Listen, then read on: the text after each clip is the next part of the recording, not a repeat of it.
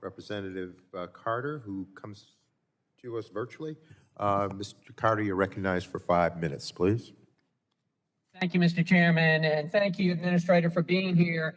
Administrator, look, I may not like certain laws, and certainly I don't like certain laws, but the only thing that I really ask is consistency and across the board. And I'm afraid that what we're experiencing in my district, in my region, in Region 4, is a lack of consistency, because it appears that Region 4 is using a different rule book for enforcement compared to some of your other regions. And this is impacting businesses in my district. It's impacting the Georgia ports. I have the honor and privilege of representing the entire coast of Georgia, which includes the Port of Savannah and the Port of Brunswick. And the different interpretation of these rules and regulations is scaring businesses off, and is harming our ports and harming other businesses as well. So I just want to get from you a commitment that you will streamline and harmonize enforcement of the statutes in EPA for each of the regions. Yes, I believe very strongly that we need to have some consistency by which we apply the law, while also recognizing and affording some accountability to the different characteristics that exist within our states and our regions. But your point is well taken. We need to be able to provide regulatory certainty to our business community and have an even hand at that. And so I will take a look at what's happening specifically in Region 4. And if you have specific examples you can provide to me and staff, we will take a very close look at that. Well, I'm going to take you up on that, because I do have specific examples. And as you can imagine, it's very frustrating. All we want is fairness. All we want is to be treated the same.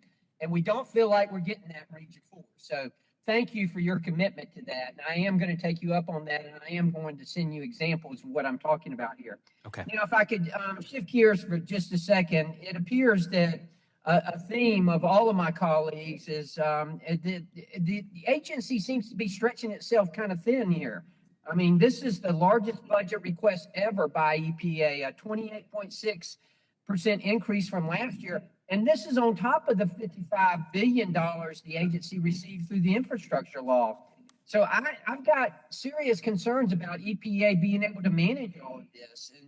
And you know, having been a state legislator for 10 years, I feel very strongly with state and very strongly about state sovereignty. And I'm just concerned that EPA is going to be dictating everything from up high and insert itself into every issue from Washington, D.C.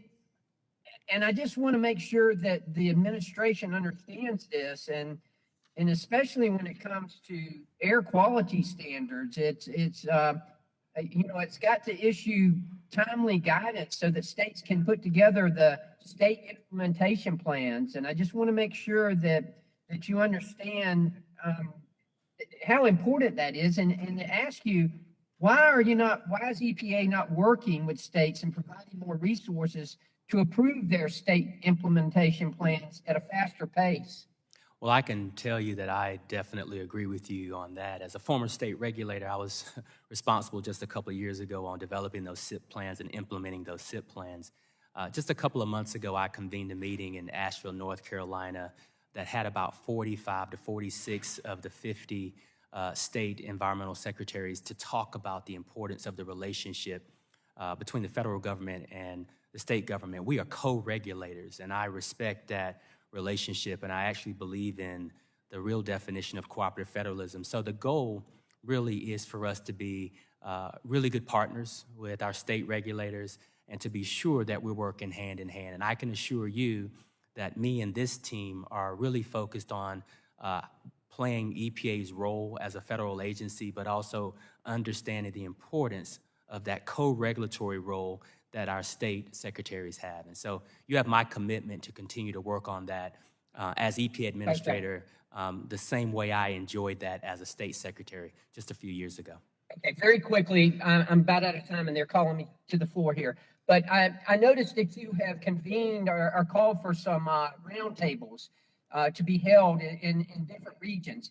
But I can't help but feel oversight here in the sense that Georgia was not invited to any of those. We don't have any panelists from the state of Georgia. And I just want to get a commitment that your staff will come to Georgia to hear specifically from our businesses and my constituents about what's going on with WOTUS in particular. Yes, you have my commitment that we will engage with the state of Georgia. I believe we have. I've luckily have a pretty good relationship, and hopefully we'll have a meeting soon with the president of the Farm Bureau, who is, I believe, a Georgia native. And so we're talking WOTUS with all of our states. There were 10 regional roundtables set up. You're right. We try to choose regions that typically have not been afforded the opportunity to talk about WOTUS in the past, but could represent some of the interests that have not had a voice. But I can assure you that staff will follow up with you and your team, and we will engage Georgia just like we're trying to engage every other state. Okay, thank you, and I yield back. The gentleman yields